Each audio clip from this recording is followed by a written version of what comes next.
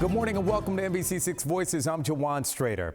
Dr. Rudy Moise came to this country from Haiti as a teenager and couldn't even speak English. In the decades that followed, he learned the language, seized every opportunity that came his way, and has practically done it all. Dr. Rudy Moise may look like your typical physician, but the Haitian-born professional is far from it. Moving to the States as a teen in 1971 without knowing a word of English, he has accomplished more than most. He's a trained flight surgeon in the Air Force as a reservist, which means he is trained to care for pilots and can even fly fighter jets if necessary. He's an attorney and even has his MBA. Dr. Moise has also dabbled in acting, featured in several films. I was having an affair. We broke up, and she promised revenge. But his true passion is medicine. Taking care of people, making them feel better, it's to me, it's what drives me. Everything else, I have a strong drive. I mean, I tell you, man, I like to move. I like to get things done. So, in medical school, they taught us how to become physicians, but we knew nothing about business. So a friend of mine suggested that, well, why don't you go to University of Miami? They have what they call the Executive MBA program, and you can learn the business aspect of medicine. I said, oh, that's a good idea. So, and it's on the weekends, it won't interfere so much with my practice. So I did that for 2.5 years and got my MBA. And I tell you, and that's the result of what we have here, because I learned all the different elements, to get a successful practice. And then one of the courses I took in business school, University of Miami, is a health law class. And they were dealing with all type of medical malpractice, self-referral, a lot of legal issues. I said, you know what, I'm single. Instead of going to South Beach and party, why don't I invest my education? So I did. So I took the LSAT and went to law school. And locally they had a special program from 6 to 10, every night. So during the day I work as a doctor and I live and go to UM, and did this. So I did, went to law school, took the bar exam. It took me a couple times to pass the bar exam, but I did it. And then here we are. And since this country has been very good to me, I said, well, let's give back. So I joined the Air Force as a reservist. I did that for 21 years, learned how to fly, different F-15, F-16, because usually when you're in the jet, there are two-seaters. You have the pilot and you have me as a flight surgeon who is responsible for the pilots. But in case something happened to them, so you have to know how to control the plane.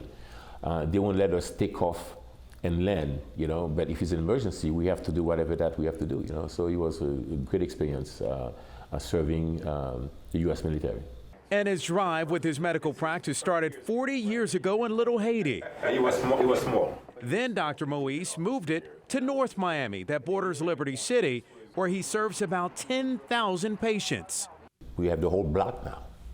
This is like a hidden gem in the community. Not too many people, unless they drive under 19 cities, but very few people know what we have. What began as a small practice has grown into pediatrics, physical therapy, and now a medical spa that he can take on the road with his fully loaded RV. This is what I do now, and I'm very proud of. I had a vision and I brought it into reality, and here we are. Dr. Moise has been told that he should move his practice and med spa out of the so-called hood. He said, no, this is my location, and if we do provide good services, people will come. So, so that's what we're here. And that allegiance to his community has earned him great respect from his patients, especially those who speak Creole. That's a Haitian, you see. When I come in here, I get a good service, no problem. When I'm coming, I talk to him, a Creole, okay? Do you understand me? Yes. That's good. I'm coming, never a problem right here. Never a problem here, but Dr. Moise's heart will always be with the Haitian people in his homeland, where he has done a lot of philanthropic work. They go to Haiti and go to the prisons and provide health care to the people, provide support. Dr. Moise, I got to ask you about your thoughts about what's going on in Haiti. It is heartbreaking what's happening in Haiti right now. Haiti is a country, a beautiful country, full, rich of history, natural resources and things like that, and then it's being led by now gangs. And the government before were actually paying the gangs so like that to avoid the people to demonstrate on the street.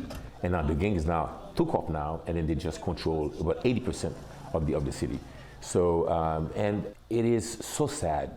They're raping young girls, they're burning body, and they're kidnapping people, asking for crazy ransom kind of thing. And sometimes when you pay the ransom, they keep you so it can get more money out of you, So it is such a sad situation, and really, and all of my friends, the people who live in Haiti, they all migrating to the DR, come to Miami, go to New York, because it's impossible to conduct business and to live there. The security is like lack of security. My own sister was kidnapped a few months ago in Haiti. She was in Miami. She flew to Haiti, and that night she was going to go to a party with her husband, and then they kidnapped her right in front of her house. So luckily, the next day she was released because her husband just paid the money, and then they released her. And that was a good gang, because usually they could keep you or do other things to you. So they kind of let it go, and I tell you, it was a very, very bad experience. So, do you believe that the U.S. needs to get more involved? We are neighbors, just an hour and a half away. Come on, let's do something. I mean, there's so much that we as Haitian-American can do, But I think that the U.S. and Canada and other countries should assist us to get us out of this mess. If not, then you're going to have an exodus of people coming from Haiti to come and risk their life to come to the U.S. because they have no choice. They have to survive. They have families to feed. So how are they going to do that? It's a very, very, very sad to see my beautiful country. I don't know if you've ever been to Haiti. It is such a beautiful country, and I mean, rich of natural resources. I mean, we have enough resources for every Haitian to be a millionaire right now. Gold, copper, calcium, iridium, extremely rich. But we need the right government to really assist in doing this, fairly, without that corruption. Because in Haiti, the politicians, the minister, everything, well, what's in it for me? They won't do anything unless you do something for them. And as American, we cannot be involved with this, so it's a very, very difficult situation. What do you have to say to those Haitian Americans that are here witnessing the chaos that's going on in their homeland? Pray, be patient. We're very resilient. We're very proud of our history, so hopefully something will happen. Until then, Dr. Moise will continue to empower his community, from his medical practice to his med spa. He offers this advice to those with big dreams. Believe, work hard. Nothing worthwhile come easy. You may get some bumps in the road, but hey, man, don't give up, man. Keep going. I remember somebody was telling me that, you want to be a doctor? No, you can't be a doctor. You can't even speak English. Not only I became a doctor, but I'm a lawyer and all the different titles that I have. So believe, and work hard. Education is power.